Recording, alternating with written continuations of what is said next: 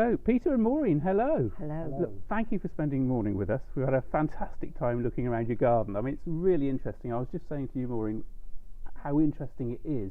I mean, every turn and every twist, there's something new to see. Now, was that planned from the start? Did you have a master plan?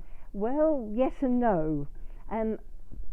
Because previously we'd had a garden that was beautifully sloping down to a river valley, when I got here and found a completely flat piece of land, I felt that this would be very boring, and I wanted to make it as interesting as possible. I wanted it to be more exciting than it looked to start with. And we had a list when we arrived here of things we wanted to fit in. We wanted a pond, we wanted an orchard, we wanted a kitchen garden, we wanted an intense ornamental garden, and then you fitted all those in. You found you had lots of different spaces and movement between them. Yes, I was just going to mention all these different areas you've got. I mean, you start at the side of the house with a fairly open area, don't you, with the lawn surrounded by planting, but then you walk into the old, what was it, an old horse? It was a horse manege or sand school, which meant that when we started we had 2.5 feet, sorry I'm not metric yet, of sand and gravel to remove and replace with soil before we could plant a thing. Yes.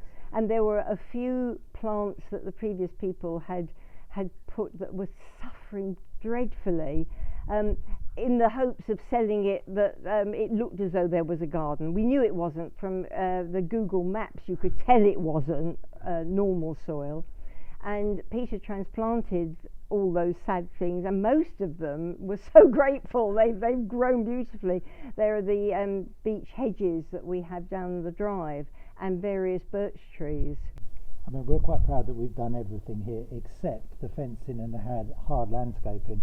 The hard landscaping involved men with very big machinery to remove the 250 tonne of material and to bring back 250 tonne of better material. Yeah. Unfortunately, it wasn't better enough. If we'd known now if we'd known then what we know now, we'd have paid more for the soil that was brought in. Yeah. But we've worked on it, and obviously the plants that have thrived have coped with it, and those that didn't, we don't mention. Yes. Now, you've obviously introduced probably thousands of plants. Is there anything remaining of the original planting at all? There were, when we came in, 3 original mature trees that were round this was a farm, and a farmer's wife would have had some trees that were useful. So there was a cooking apple tree, which we've had identified as Lord Grosvenor, which was incredibly popular in the very early years of 1900s, and we're sure that's when it was planted. There's a cider apple, because it's Somerset and no farm would have been without a cider apple tree. And there was a prunus, which is a very interesting, beautiful, mature tree shape. Unfortunately, the plums or things that he produces are very bitter, and I've tried every different way of cooking them, and they're still bitter, so we don't use them. I suspect that the original purpose was alcohol. They'd have turned the plums in. They were inedible, but they would have made nice alcohol. It's like cider apple, isn't it? You wouldn't want to eat it raw, but it can create something rather interesting ultimately. Unfortunately, it throws suckers just about everywhere, but we try and deal with that. There were a few shrubs around the pond which was here, and a couple of hedges, and that was all I can remember. The previous people had built an extension and created a very attractive well courtyard, and they had some planting round that, which unfortunately they were not horticulturalists, and the 2 of the plants liked where they were put, but it was very silly in that they grew so vigorously that they keep blocking windows. So this was not really a good thing, and the other plant died because it wasn't happy. but it was a ceanothus, and it's made a wonderful frame for our clematis to climb up. Ah, perfect. So that's okay. Because one of them I remarked on earlier was a Magnolia grandiflora, wasn't it? Now, unfortunately, it's planted against sort of a very small wall. wall. It needs a stately home of 5 yes, stories. but you've managed to keep it under control. Just about. We're doing. I mean, it doesn't seem to suffer from being pruned back. It just says, "Oh, lovely," and grows some more. Yeah. So we have to do it again. But you're still throwing out those great dinner plate-sized flowers. And the scent of those flowers is just wonderful. It did the first flower immediately after the people who planted it left. We did, of course, tell them. Yes. Now, down the far end, you've got a lovely sort of orchard, and you really treated it as a sort of a wildflower area, haven't you? Well, it is quite an important area locally as far as the conservation societies are concerned, because that paddock and orchard area has never been anything other than grazing or orchard, and so it still has some of the indigenous Somerset grasses that have been lost over 95% of the county. So we have been told, the regimen we have to use to keep it safe, which is to wait till the grasses have the flowers have matured, and then cut it and then leave it for a week for the seed to drop. Yes. Before we can rake off the detritus, and that way we can keep them coming back. Unfortunately, of course, because we planted orchard trees in there, we did disturb the ground, and there are some wild parsnips that grow up every year. They look like hogweed, but they're not. And Peter is very assiduous in going and cutting off their flower stems to try and keep them down. Their roots go back to Australia, don't they? They're substantial. Yes, yeah.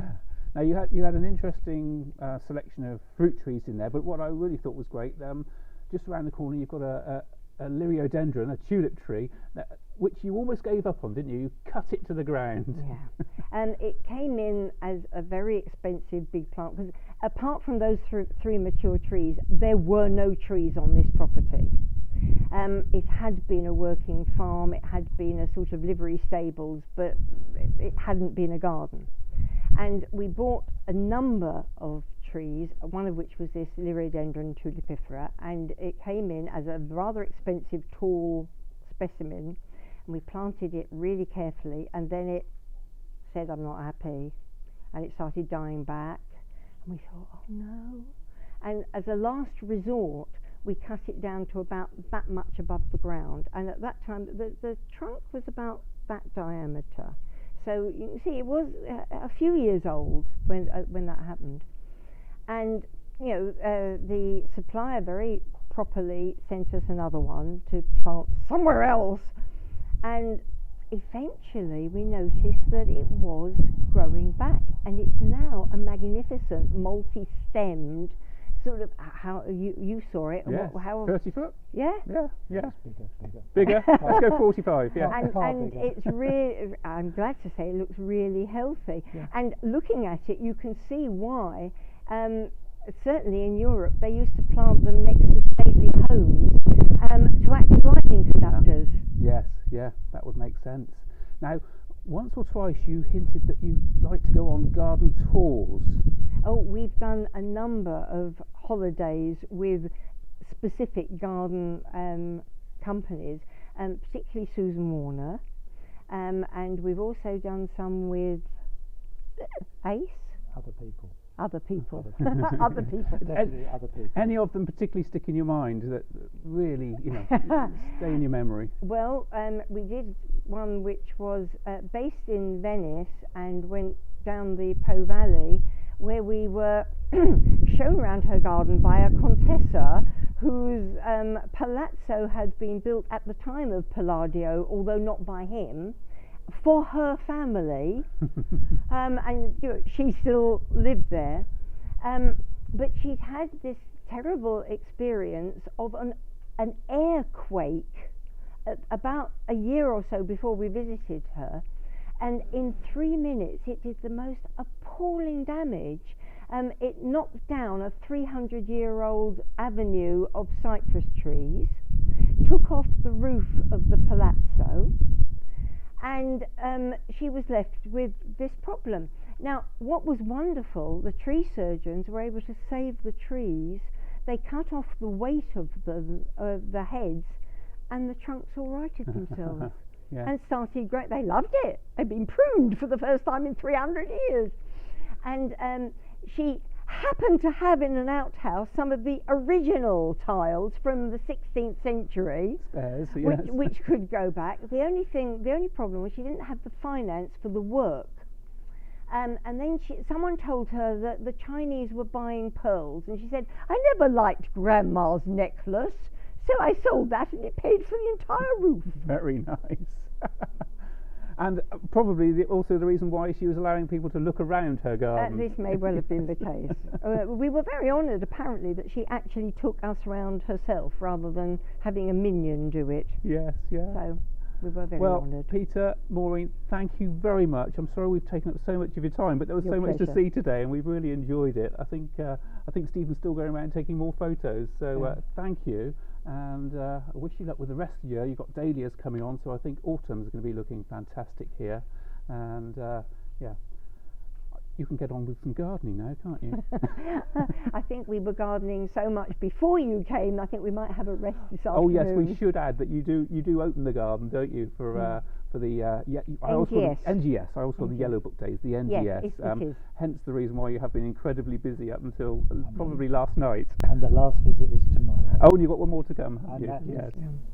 That will be delightful to have the last one. Well, thank you very much. Thanks. Thank you.